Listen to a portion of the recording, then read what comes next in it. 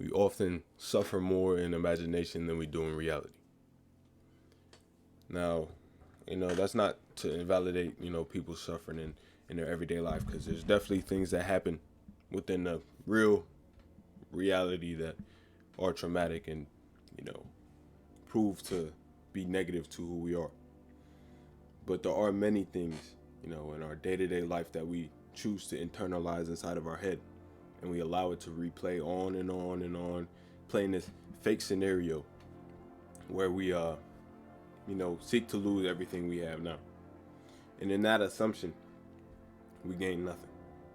In that assumption of that negativity, we have nothing to gain. And, you know, in suffering and imagination, we often overthink. A lot of us are overthinkers. A lot of us get anxious, and that's no problem.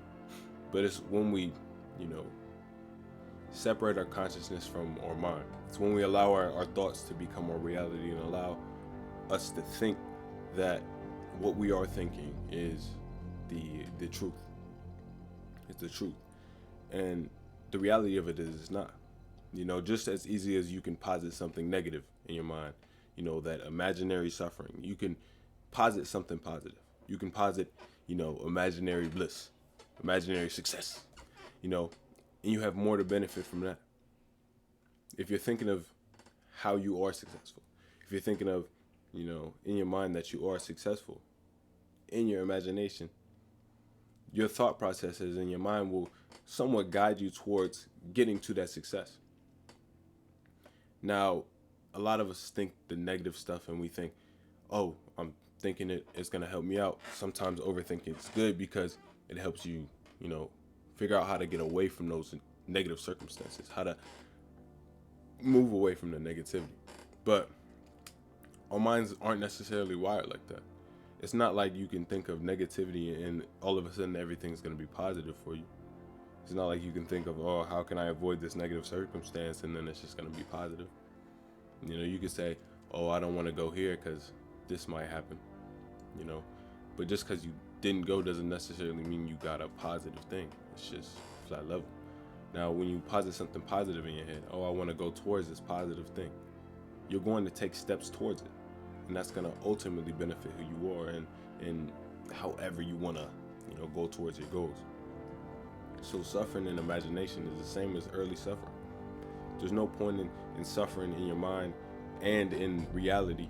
You might as well just suffer in the reality if you happen to get to that point.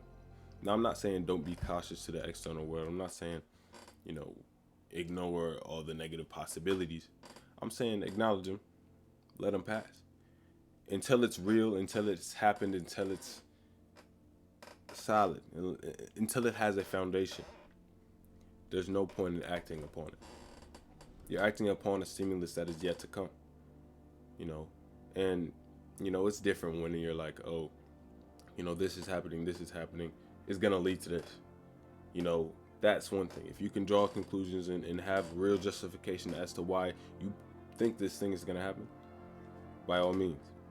But for those things that we don't know, for those things that aren't necessarily set in stone, the things that we don't necessarily have any valid justifications for thinking a certain way, we have no point. So the point is, in a sort of philosophical way, is to let go of your assumptions, or to use your assumptions in a way to benefit who you are. Now, there is a thing in like this spiritual network called, it's a complement to the law of attraction, and it's called the law of assumption. Now, in this law of assumption, you're supposed to assume, what you want to happen. Assume that it's already with you. Assume it and feel it now, and eventually you'll be more on track to get to your goal. And it makes sense somewhat. It's sort of like the law of attraction. You have to at first put it in your mental image and make sure it's a positive thing that you actually desire. And then in assuming that it's already yours, you're taking a step towards getting it. Even when, like the law of attraction, if you were to, feel it first, then allow it to come. Even if you don't believe in that type of like manifesting, and things actually coming to you and things being attracted to you, then you could at least believe that if you have a goal in mind and you keep it in your mind's going to start to think of things in order to get to that goal. So there is no negative to sort of exemplifying this type of law, and moving forward throughout your life as someone who is attuned to that type of thing. There's nothing to lose in that type of gamble. If you posit something positive in your mind and you get a positive outcome, great. If you posit something negative in your mind and you get a negative outcome, bad. But having that positivity in your mind in the moment, in any moment's not gonna affect you. But having that negativity in your mind is gonna be like, you're already dragging yourself down before you get pulled. And there's no point in that. Now lifting yourself up before you get lifted up, you have nothing to lose. You can somewhat, you'll mess yourself up with your hope, and your expectation. But overall, I realize that, if you allow yourself to sort of let go of that expectation and still give yourself that type of boost, you're on the right track.